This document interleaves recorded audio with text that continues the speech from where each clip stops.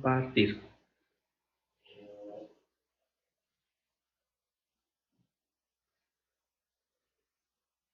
Si recordarán, haciendo un breve recordatorio de lo que estoy tratando durante este estudio, les estoy proponiendo a ustedes, mis hermanos, esta reflexión sobre cómo algunos de los temas que indudablemente son a veces, pues digamos, no sé si decir así como polémicos, porque indudablemente son situaciones que tal vez pues no forman parte de nuestro día cotidiano, de nuestra realidad, y vienen descritas en la Biblia, e indudablemente no sé si se han dado cuenta que luego precisamente en la Biblia encontramos textos que dan como que una referencia hacia una idea, y luego tenemos otros textos que posiblemente parece que dan referencia a otra. Y bueno, por lo general, las personas que luego es la primera vez que leen la Biblia o se acercan a ella, a veces se toman de esas situaciones pues como para decir que tiene muchos errores, ¿no? O para decir que no está bien escrito.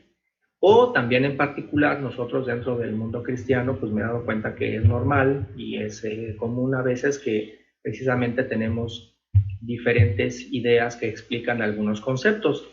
Y me parece que eso ha sido y ha existido desde el principio, porque como, si me permiten, cuando concluya este estudio lo podré pues mostrar, ¿no?, ante ustedes. Pero me parece que esa es una parte en la cual nosotros de todos modos podemos ir aprendiendo. De alguna otra manera, a nuestro Señor Dios le ha placido que las cosas se den de esta forma. En la única vez que yo tengo memoria en la cual en la Biblia se narra, al menos en los escritos de la Biblia, que Dios directamente ha escrito algo, me parece, si no mal me recuerdo, que ha sido 2 veces. Una, que son con las tablas de la ley que le dio la primera vez a Moisés, que Dios mismo las escribió. Y número 2, cuando una mano se presentó delante del hijo de Nabucodonosor y escribió una frase en la pared. Fuera de ahí, me parece que no ha habido ninguna otra ocasión en la cual Dios directamente escriba algo. Y en el caso de Jesucristo, pues también tenemos, me parece, si no mal me equivoco, si me corrigen, que la única ocasión de la cual tenemos conocimiento que Él haya escrito algo directamente fue en la tierra, con el dedo. Fuera de ahí, no hay. Y entonces, yo veo que ahí hay una intención, porque a Dios no se le escapa nada, Dios nada hace por casualidad. Entonces, si el resto de la interpretación de sus palabras la deja en manos de nosotros, creo que porque de ahí también él nos está midiendo en la manera de qué tanta atención ponemos. Claro, eso también, por supuesto, es una apreciación mía, que me parece que así es. Porque, por ejemplo, a lo mejor van a luego a escuchar que hago mucha referencia entre yo y Polita, porque pues como los dos somos maestros, pues ahora sí que me agarro de ella, y también de mi mamá, que hemos dado clases. Creo que también Gaby es profesora. Entonces, pues nos damos cuenta que si queremos que el muchacho que está frente a nosotros, el muchacho, el niño, realmente llegue a los objetivos de aprendizaje, como decimos como maestro, sabemos que obviamente nosotros damos una parte, pero el resto lo tiene que hacer él, porque si cada vez que el niño, algo sale mal y nosotros vamos y se lo hacemos sin que él lo haga, pues realmente pues no tiene mucho provecho, porque diría que lo sigue haciendo el maestro, ¿no? Y a qué horas lo va a practicar el niño. Entonces me parece que algo hace el Señor con nosotros, por eso nos deja que nosotros tengamos ese momento, ¿no? Miren, precisamente, añadiendo a la idea que comenté el viernes, no sé qué opinen ustedes, yo veo le llamo yo como una especie de guía en cuanto a todo lo que leo en la Biblia. En la Biblia hay partes en donde Dios habla directamente, y esas partes, digamos que son, diría yo, para mí las más fuertes, cuando Dios directamente habla. Y obviamente lo que Dios habla nos lo escribe Moisés y también nos lo escriben los profetas, ¿no? y también eventualmente los apóstoles. Pero sí nos damos cuenta que hay momentos en donde Dios es el que habla directamente, ya sea que es tal cual como se describe que es Él, o a través de un ángel. Pero de todos modos, si el ángel habla, nosotros sabemos que está hablando las palabras que Dios le ha dicho. De ahí también encuentro las palabras de Jesús, ¿sí? Las que dice directamente Jesús. Entonces, para mí, mis hermanos, no sé ustedes qué opinen, pero mi guía es que, digamos que para una idea que yo quiera explicar, si encontrara tal vez en la Biblia dos versículos que a lo mejor parece que se contraponen, voy a poner un ejemplo así muy rápido, ¿no? Que de hecho ahorita voy a hablar de otro más fuerte. Cuando a veces en congregaciones dicen, la mujer no debe hablar, porque Pablo dijo que la mujer se calle. Bueno, eso dijo Pablo. Pero, y mi pregunta es, ¿en alguna parte Dios o Jesús dijo lo mismo? Y me pongo a buscar a ver si en alguna parte Dios dijo, así como lo expresó en el texto Pablo. No les permitió a la mujer hablar, ¿no? Entonces, cuando yo veo que no lo dijo Dios así, ni Jesús, entonces ya, en mi opinión, me sirve de guía para decir, bueno, entonces lo que aquí está diciendo Pablo, tengo que reentenderlo mejor, porque no es que Pablo esté dando un mandamiento, sino que debo entender este fenómeno, esta carta de lo que Pablo estaba ahí hablando, porque no se está refiriendo a eso. Y entonces yo he dado cuenta que en algunas congregaciones a veces dicen, bueno, pues como lo dijo él, y se vuelve una regla. Y entonces se pone a la mujer que no puede decir nada, ¿no? Nada de nada. Adelante, Rocío. Sí, mi hermano, incluso lo que Jesús, bueno, de ese tema lo que yo tengo es que Jesús cuando se encuentra a la mujer esta en el pozo, le dice, creo que es la samaritana, ¿no? Le dice, ve y diles. O sea, a la mujer le dijo, ve y diles. Y ese fue Jesús. Entonces, lo que diga Pablo puede ser, hay que checar en el contexto nada más. Claro, claro. Así es. Gracias, manita. Jaime, Rosalba. No, pues nada más para abundar y hacer el comentario que lo que dicen es que así está escrito. Ajá, exactamente, que es lo que les comentaba el viernes. No solamente, me parece que es más enriquecedor si nosotros cuando estamos evangelizando y platicamos con alguien y nos pregunta, al menos yo intento, que es lo que comparto con ustedes, no dar la respuesta de que es que está escrito, no porque ese no es un argumento. Y si se dan cuenta, pues tenemos que encontrar todos los elementos que dan una idea, y yo esto lo sirvo como guía. Primero me fijo qué dijo Dios, qué dijo Jesús, que es como que ahí digamos que como que no hay mucho de dónde irse. Y una vez que ya veo lo que ellos dicen, por supuesto, tengo también la voz de los profetas, ¿no? Y también lo que escriben los apóstoles, pero indudablemente, por eso puse el yo hasta abajo.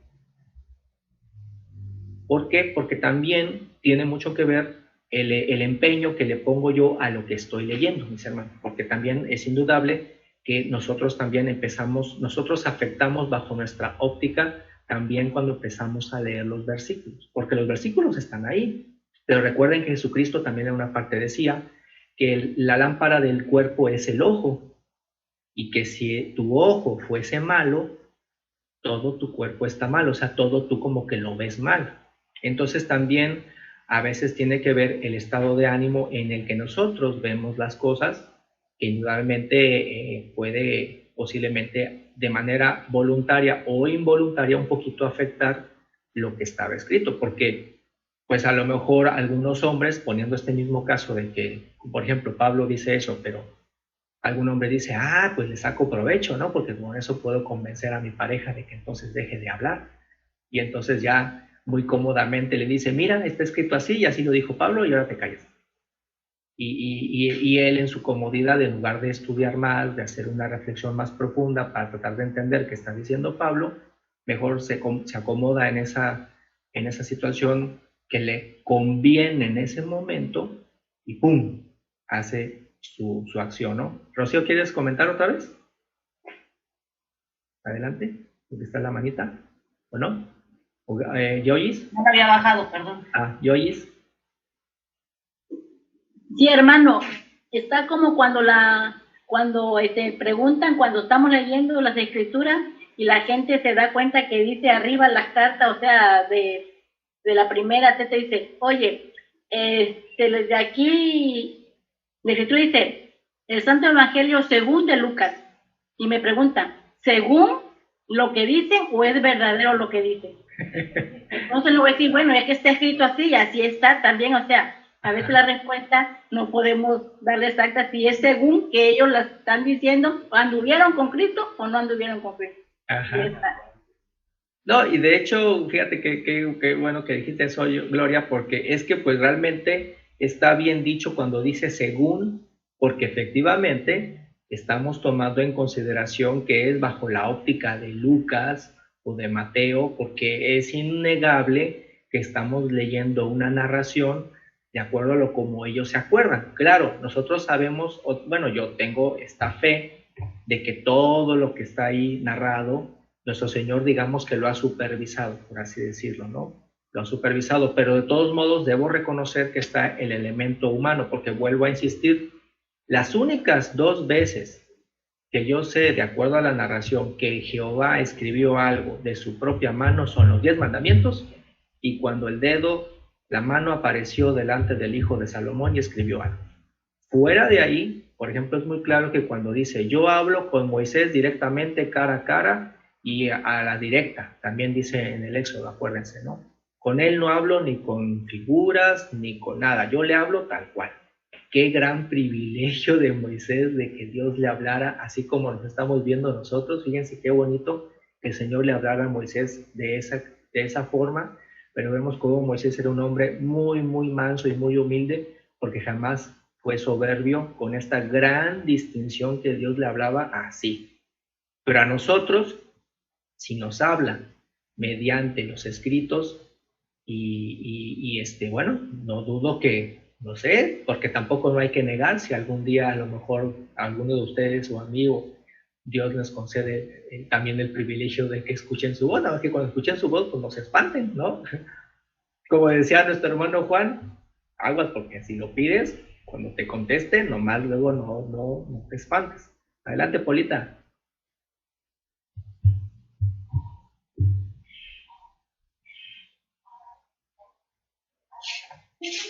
No, mi hermano, solo quería decir que, pues efectivamente, según San Pedro, según Lucas, según Pablo, pero pues todos fueron inspirados por el Espíritu Santo de Dios, o sea, no fue por voluntad propia. Entonces, todo lo que ellos nos enseñan tiene un fundamento. No porque ellos lo dicen, no, porque está fundamentado en algo. Y ellos lo vivieron y vivieron con Jesús. Nosotros no tuvimos este privilegio. Bueno, eso es, no te bendiga. Pero fíjate, Polita, que es interesante ahorita que dices eso, porque dices, no tuvimos el privilegio de tener a Jesús, pero tú tienes ahorita otro privilegio.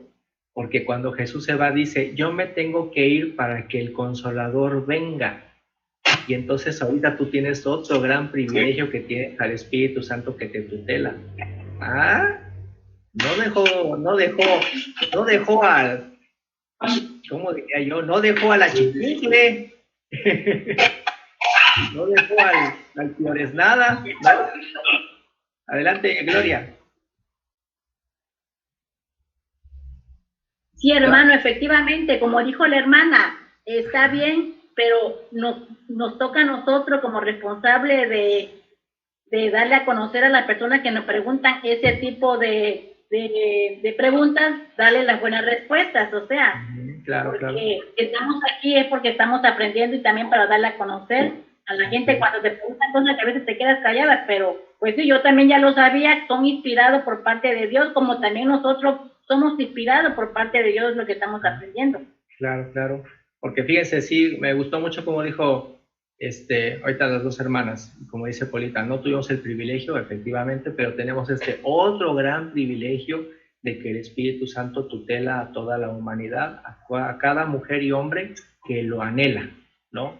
Que se da la oportunidad. Ahora, fíjense bien aquí, mis hermanos. Entonces, tomando en cuenta esta idea que yo les propongo, es cuando así luego me ayudo a poder profundizar más en el sentido de un texto, cuando siento que a lo mejor se contraponen.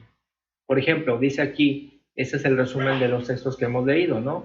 En Romanos 1:21, que dice que el necio corazón de algunos hombres se entenebrecen cuando se vuelven necios en las opiniones que quieren dar, en lugar de considerarse que pueden mejor analizar con más profundidad o darse oportunidad de escuchar opiniones contrarias. No pasa nada que tú escuches una opinión diferente. Por ejemplo, cuando a mí me cuentan, luego el caso, ¿no?, comentaba nuestro hermano Jaime de Lilith, esta leyenda o este concepto de la primera mujer de Adán. Bueno, pues me la cuenta, pero al final de cuentas puedo, si quiero, investigar más, analizar a qué hay, qué se encuentran, porque efectivamente parece ser que en algunos textos, en algunos salmos me parece se hace mención como referencia a ella, pero como comenzamos, como dijimos el viernes, eso no debe de distraerme de que al final de cuentas tengo que portarme bien, como bien lo dijo nuestra hermana Polita en el texto que dice, el fin de todo discurso es temer a Dios y apartarse del mal. Independientemente que le atine o no le atine, si existió o no existió Lilith, eso es otra cosa. Verán, lo importante es que yo me esfuerce en ser una mejor persona y el bien hacer, temer a Dios y hacer buena obra y esforzar. Y en las cosas que son así, pues como estos temas, pues seguir estudiando, pero como dice ahí, no permitirme volverme necio. Ah, no, yo digo que sí existió. Ah, no, yo digo que no existió. Bueno, eso al final de cuentas, pues no va ni a restarme ni a añadirme para que llegue yo al reino de los cielos, sino son mis buenas obras. Luego dice, por ejemplo, Lucas 10:26, él le dijo, ¿qué está escrito en la ley? ¿Cómo lees? Es la pregunta al que le hace Jesús al fariseo cuando le dice, a ver, tú me quieres que preguntar, pero en realidad me quieres tentar, pues yo te pregunto a ti lo mismo. Si se supone que tú eres un escriba, ¿cómo se supone que tú estás leyendo la ley? ¿Cómo la lees? Porque tú eres responsable de cómo la estás leyendo. Luego dice, leímos también en Juan 5:39 que dice escudriñar las escrituras, y ahí recordemos que Jesús les estaba hablando sobre los libros del Pentateuco, porque en ese momento pues no está escrito el libro de Juan, pero les hace referencia de escudriñenlas, o sea, estudienlas, desmenúcenlas, como, no sé qué hermano decía que debíamos de hacer como las vacas. Yo me acuerdo que un hermano decía que así como la vaca come y traga ese pastito, pero al ratito lo vuelve a llevar a la boca para volverlo a masticar. Alguien decía, un hermano decía que hiciéramos lo mismo con los estudios, o sea, con los textos. ¿Quién? Catarino. Ándale, así decían, o sea, no nada más, ya lo leí, ya, bye. No, sino, otra vez, mayuga, vale, para ver qué más le sacas. En Mateo 4:6-7 nos decía, dice también, escrito está, porque ese es cuando vean que Satanás también le dijo, como en la primera tentación de Satanás hacia Jesús fue, ¿tienes hambre? Dile a la piedra que se haga pan. Y entonces Jesús le contestó, no, porque está escrito, no solo de pan vivirá el hombre. Entonces Satanás dijo, con que está escrito, ahí te voy a decir lo mismo. Y entonces le dijo, tírate de la azotea, total, que está escrito que a sus ángeles mandará para que tu pie no tropiece. Y entonces Jesucristo, no, si no es así, también está escrito, no tentarás al Señor tu Dios. Entonces vean cómo en esta conversación nos está dejando esta gran enseñanza de Jesucristo de que, o sea, no dejes que utilicen la misma Biblia en contra de ti. La misma Biblia que intentaran usarla como para que peques. Porque Satanás muy astutamente le dijo, ¿está escrito? Y si es cierto, si está escrito, a sus ángeles enviará para que tu pie no tropiece. Pero, como le dijo el mismo Jesucristo al escriba, ¿cómo lees? ¿Cómo la interpretas? La interpretas como, pues entonces tenemos, pues nos vamos a aventar de todos lados. Fíjense, mis hermanos, en los últimos años, ¿cuánta gente no se ha muerto por tomarse una foto? Eso es algo que a mí me sorprende mucho porque, ¿cómo es eso posible? Te moriste porque te ibas a tomar una foto, porque se tomaron fotos en lugares peligrosos. Se fueron a lo alto de un acantilado, a lo más alto de un puente, no sé qué, y se pusieron de espaldas y les va la foto y se caen. Y el último acto de tu vida, ¿una foto? Díganme si o no eso así como de, me quedo sin palabras, ¿no? ¿Qué respuesta le das a Dios? Me morí porque me iba a tomar una foto en el lugar más imprudente para hacerlo. Entonces, pues es que yo leí que decía, a tus ángeles me hará, y pues no, todos los que se han caído, ningún ángel llegó, ni lo socorrió, ni lo impidió que se diera el zapotazo que se dio. Y por eso luego dice en Tesalonicenses, ¿no? Ese ya es el apóstol que dice, examinadlo todo. A ver, adelante, Polita y Ricardo. Es que sí es cierto que Satanás le dice, está escrito aquí, dice esto, pero el Señor siempre le contestó con también, y también dice esto. Por ejemplo, este caso de la foto, de que le dice, ángeles mandará, que le contesta el Señor, pero también está escrito, no tentarás a tu Dios. Entonces, para todo tiene, lo que pasa es que hay que escudriñar, y tanto una cosa que dice, hay otra relación donde dice, pues, la aclaración. Claro. Pero hay que escudriñar las escrituras para poder tener la respuesta correcta. Porque el Cristo sí es fundamentado, pero hay que escudriñarlo, no nada más basarse en un texto y ya hacerlo, ese texto es el único y que de aquí depende todo, no. Hay que leer y todo está escrito. Claro. Las respuestas a ese texto. Bueno. Ahora, gracias, Marisa. Si se dan cuenta, aquí, por ejemplo, luego a mí me sirve ir como que acomodando todos los textos que sirven para apoyar una idea, como ahorita los estoy poniendo aquí en la diapositiva. Empiezo a encontrar estos textos que apoyan una idea que como que se va fortaleciendo, ¿no? Y sobre todo, acuérdense que como pongo sobre todo mucha atención hacia encuentro la frase de que dijo Jehová directamente y la frase que haya dicho Jesucristo directamente. Y cuando Jehová y Jesús, primero Jehová y luego Jesús, cuando ellos lo dicen, va por encima de lo que algún profeta pudo haber dicho o algún apóstol pudo haber dicho. Cuando tengo alguna duda yo, ¿no? Primerito lo que haya dicho Jehová y lo que haya dicho Jesús, y ya después veo que corresponde a lo que dijo el profeta o lo que dijo el apóstol, ¿sí?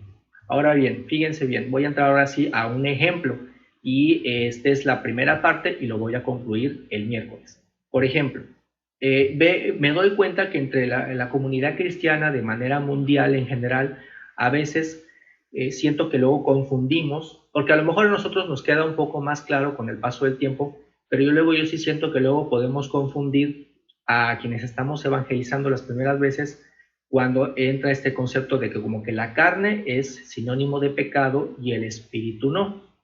Y entonces me pregunto, así como quedó la frase ahorita, ¿no? Vamos a poner un ejemplo. Entonces, por ejemplo, ¿qué dice Gálatas 5, del 19 al 21?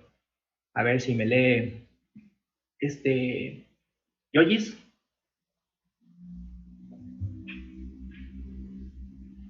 Gálatas 5, 19 al 21.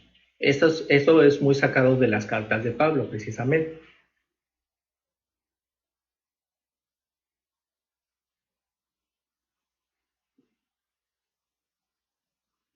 No está por ahí. Gloria. No se oye, no te oyes.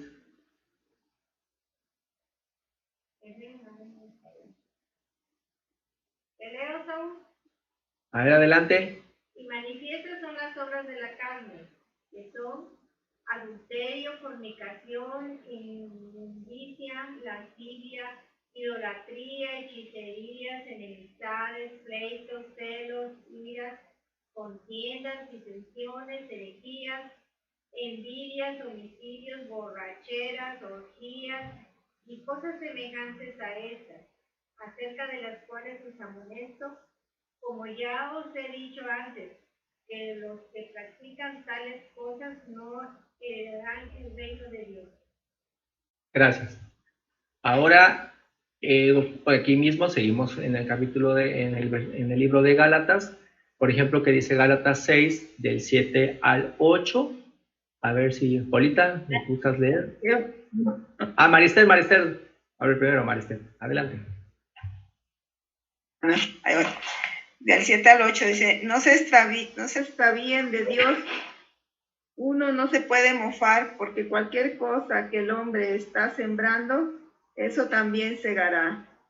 Porque el que está sembrando con miras a su carne, segará de su carne la corrupción. Pero el que está sembrando con miras al Espíritu, segará del Espíritu vida eterna.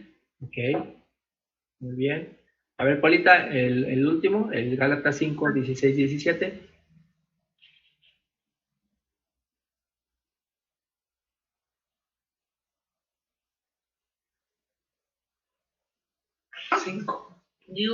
Digo pues, andad en el Espíritu y no satisfagáis los deseos de la carne, porque el deseo de la carne es contra el Espíritu, y el del Espíritu es contra la carne, y estos se oponen entre sí para que no hagáis lo que quisieres. Gracias. Entonces, si nos damos cuenta en esta primera parte, de estos textos que encontramos, por ejemplo, en esta carta que escribe Pablo, nuestro hermano Pablo, a los Gálatas, vemos que efectivamente, pues pareciera que sí tenemos esta fuerte, pues digamos, ¿cómo le diría yo? Hagan de cuenta que estamos como en un tipo, como si fuera un juicio, ¿no? Encontramos a favor esta idea de que la carne es como un sinónimo casi de pecado, ¿no? Porque previamente nos habla de las obras, lo que engendra la carne, que son estas obras, y son, pues realmente cuando las leemos son cosas, pues realmente que causan mucho daño, ¿verdad?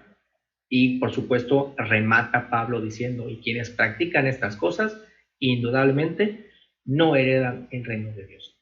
Después nos sigue diciendo de que no se engañen, lo que nosotros siembras es lo que vas a segar, y de la carne se sega corrupción, ¿sí? Más del Espíritu se sega vida eterna. Entonces aquí empieza en este otro texto a hacer esta asociación Pablo entre decir carne, pecado, Espíritu, santidad, vida eterna. Y después en Gálatas 5 del 16 al 17 precisamente vuelve a rematar diciendo, no satisfagáis los deseos de la carne porque se pelean contra los deseos del Espíritu, y de esa manera a veces nos centramos en contradicción y no nos deja hacer lo que querramos. Adelante, nuestra hermana Maribel. Quería leerles la versión de este último texto, que de adelante, a ver. Dice, por lo tanto digo, vivan según el Espíritu y no busquen satisfacer sus propios malos deseos, porque los malos deseos están en contra del Espíritu, y el Espíritu está en contra de los malos deseos. El uno está en contra de los otros, y por eso ustedes no pueden hacer lo que quisieran. ¿Sí? Muy bien. O sea, ¿qué nos quiere decir este último? Pues simple y sencillamente que en nuestra vida siempre vamos a tener malos deseos. De nosotros depende el realizarlos o no realizarlos. Eso era todo, hijo. Gracias.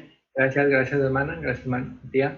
Y bueno, continuamos, seguimos encontrando otros textos que tienen que ver con con esta parte de, digamos como del juicio que estamos haciendo hacia el cuerpo, hacia la carne. También tenemos Romanos 7, del 19 al 25. Nuevamente nos estamos refiriendo a una carta también de Pablo. A ver, Gloria, ¿me la quieres leer? Romanos 7, del 19 al 25. Dice, porque no hago el bien que quiero, sino el mal que no quiero, eso hago. Y si hago lo que no quiero, ya no lo hago yo, sino al pecado que mora en mí. Así que, queriendo yo hacer el bien, hallo esta ley, que el mal está en mí. Porque según el hombre interior, me deleita en la ley de Dios. Pero veo otra ley en mis miembros que se revela contra la ley de mi mente y que se lleva cautivo. Ay, hermano. Ya, Ay, se me fue la pantalla. Ay, no. ¿te fue? Bueno, continúo diciendo, dice, Se me fue la continúo, te ayudo, dice, veo otra ley en mis miembros que se revela contra la ley de mi mente y que me lleva cautivo a la ley del pecado que está en mis miembros. Miserable de mí, ¿quién me librará de este cuerpo de muerte? Gracias doy a Dios por Jesucristo, Señor nuestro.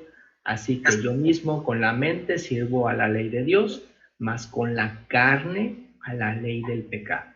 Entonces vemos que aquí nuevamente Pablo pues hace esta disertación muy poderosa en donde pues veo que se sigue ahora sí que creando esta idea de que carne, cuerpo igual a pecado, ¿no? Espíritu igual a santidad. Luego tenemos, ahí quedó muy chiquito, creo que sí, casi no se lee, Romanos 7, también seguimos en el libro de Romanos 7 del 14 al 25. Yo lo leo. A ver, Gaby, adelante. Porque sabemos que la ley es espiritual. Yo soy carnal, metido al pecado. Porque lo que hago no lo entiendo, pues no hago lo que quiero, sino lo que aborrezco, eso hago. Y si lo que no quiero, esto hago, apruebo que la ley es buena. De manera que ya no soy yo quien hace aquello, sino el pecado que mora en mí. Yo sé que en mí, esto es, en mi carne no mora el bien, porque al querer el bien está en mí, pero no el hacerlo. Porque no hago el bien que quiero, sino el mal que no quiero, eso hago. Y si hago lo que no quiero, ya no lo hago yo, sino el pecado que mora en mí. Así que, queriendo yo hacer el bien, hallo esta ley, que el mal está en mí. Porque según el hombre interior me deleito en la ley de Dios, pero veo otra ley en mis miembros que se revela contra la ley de mi mente y que me lleva cautivo a la ley del pecado que está en mis miembros. Miserable de mí, ¿quién me librará de este cuerpo de muerte? Gracias doy a Dios por Jesucristo Señor nuestro. Así que yo mismo con la mente sirvo a la ley de Dios, mas con la carne a la ley del pecado.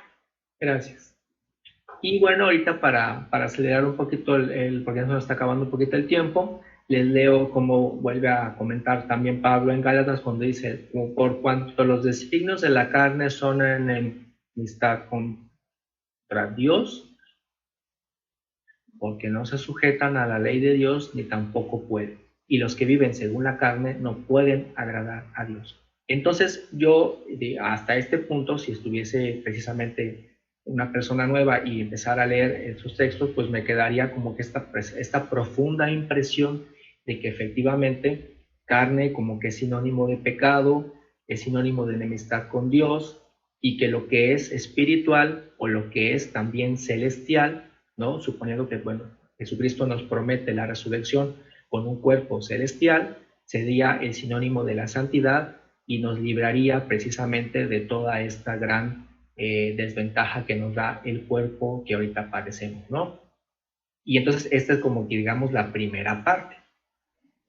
Pero yo creo que a lo mejor ya supone que ahorita voy a meter como un tirabuzón. Sin embargo, bajo esta idea, así como la estoy manejando, que es el título que dice la carne es pecaminosa, el espíritu no, como podría yo decir, creo que eso es lo que le estoy entendiendo a Pablo. Pareciera que no hay mucha duda, es lo que me está tratando de enseñar Pablo. Sin embargo, encuentro unos problemitas con esta idea.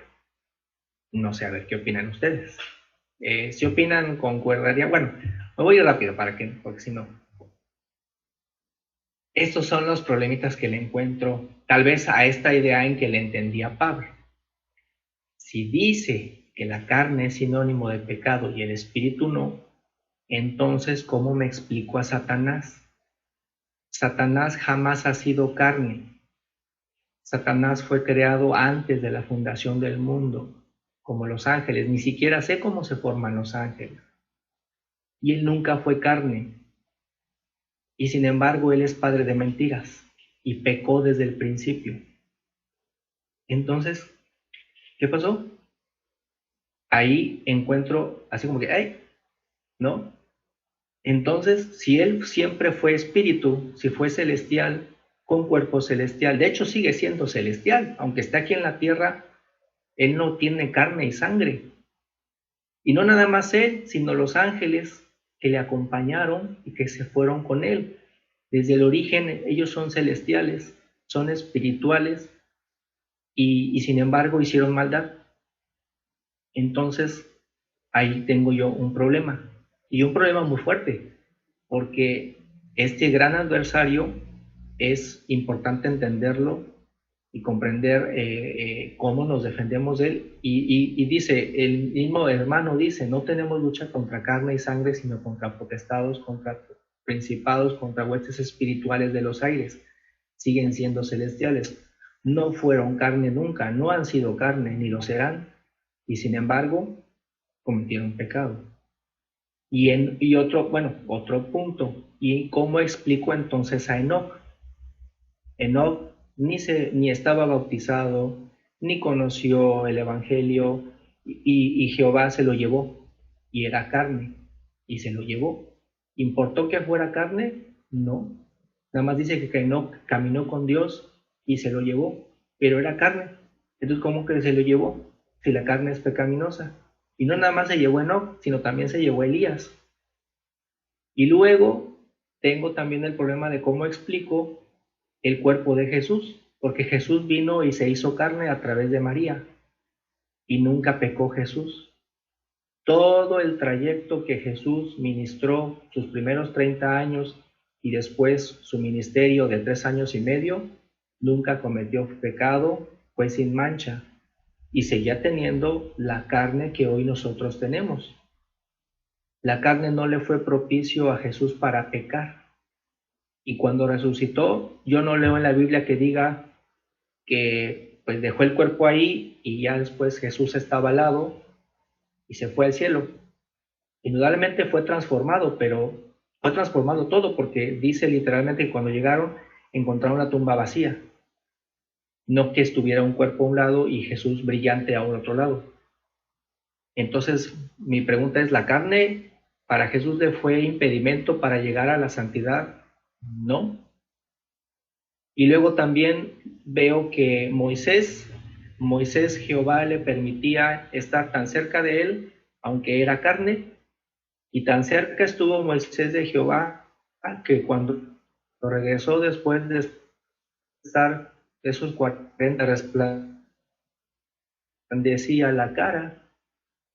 Y curiosamente vean que cuando Jehová le dijo, quítate las sandalias, porque el lugar que pisas es santo, te está diciendo Dios que Él te permite que tú pises con la planta de tu pie, no con un artefacto artificial que es una sandalia. Vean cómo Dios valoró más el pie de Moisés limpio y no una sandalia.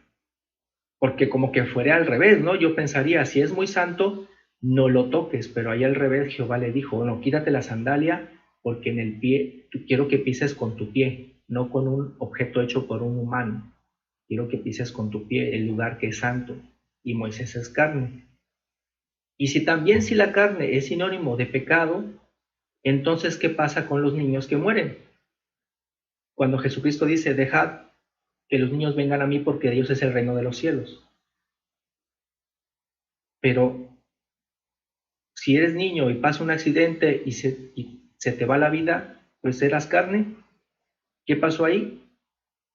Y Job, que también es uno de los primeros libros que los judíos guardaron, y que narra las obras justas de un hombre, el cual Dios presumió delante de Satanás y lo puso como ejemplo, y Job, pues también era carne.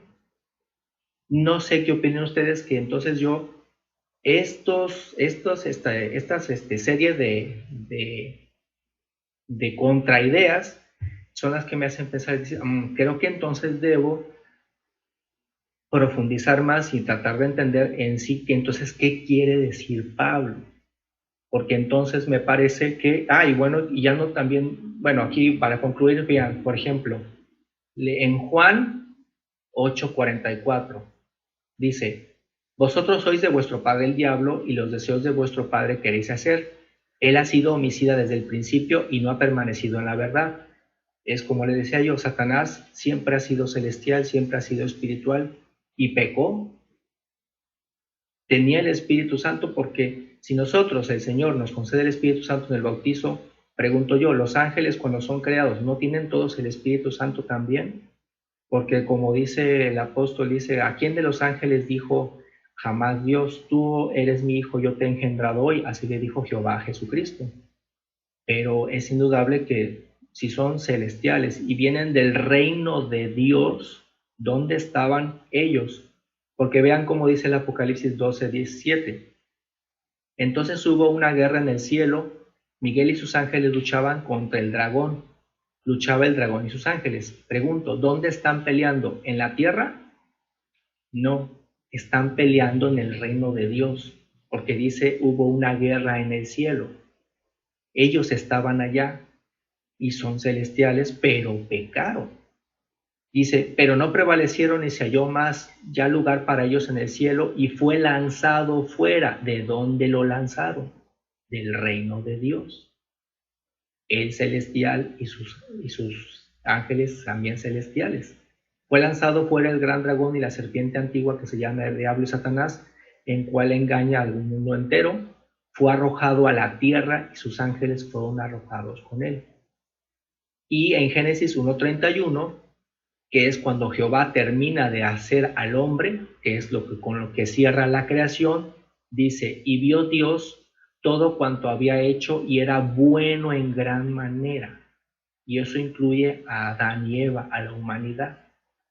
Bueno en gran manera, y fue la tarde y la mañana del sexto día. Y tengo estos dos, y con eso concluyo por ahorita. Por ejemplo, en Lucas 11, del 33 al 36 dice, aquí está hablando Jesucristo, dice, nadie pone en oculto la luz encendida ni debajo de una vasija, sino en el candelero, para que los que entran vean la luz. La lámpara es el cuerpo, la lámpara del cuerpo es el ojo. Cuando tu ojo es bueno, también todo tu cuerpo está lleno de luz. Pero cuando tu ojo es maligno, también tu cuerpo está en tinieblas. Así que si todo tu cuerpo está lleno de luz, no teniendo parte alguna de tinieblas, será todo luminoso, como cuando una lámpara te alumbra con su resplandor. Y aquí está hablando Jesús de la carne. Si tu ojo es luz. Y en Lucas 11, del 37 al 41 dice, tan pronto terminó de hablar, aquí está hablando también Jesús, un fariseo le rogó que comiera con él, y entrando Jesús en la casa se sentó en la mesa. El fariseo, cuando lo vio, se extrañó de que no se hubiese lavado las manos antes de comer. Pero el Señor le dijo, vosotros los fariseos limpiáis lo de afuera del vaso y del plato, pero por dentro estáis llenos de rapacidad y de maldad. Necios, el que hizo lo de afuera, ¿no hizo también lo de adentro? O sea, aquí está hablando de Jehová. Dad limosna de lo que tenéis, y entonces todo os será limpio. Porque aquí Jesucristo les reclamaba de que, pues precisamente por fuera, pues estaban bien bañados, muy perfumados, ¿no? Se veían, digo, te puedes ver con mucha amor, ¿no? Pero por dentro, dice él, estaban llenos de rapacidad, con malos deseos, dice. Pero entonces, si limpias lo de adentro, limpias lo de afuera. Entonces, veamos. Ahí. Ok. Entonces, por aquí voy a concluir y si me permiten, el miércoles voy a cerrar entonces cómo concluyo o mi propuesta de qué es entonces lo que lo que realmente está queriendo decir Pablo. Porque no digo que lo que dice Pablo no sirva, no, sí sirve, porque me está diciendo un mensaje muy importante. Pero me parece que cuando me reduzco a simplemente decir, la carne es pecado, la carne es mala, el cuerpo es malo, creo que la idea de Pablo no era esa. Pablo intenta decirme un mensaje mucho más profundo y sobre todo cuando entiendo del por qué, a quién le está hablando Pablo y lo que estaba viviendo Pablo durante todas esas cartas.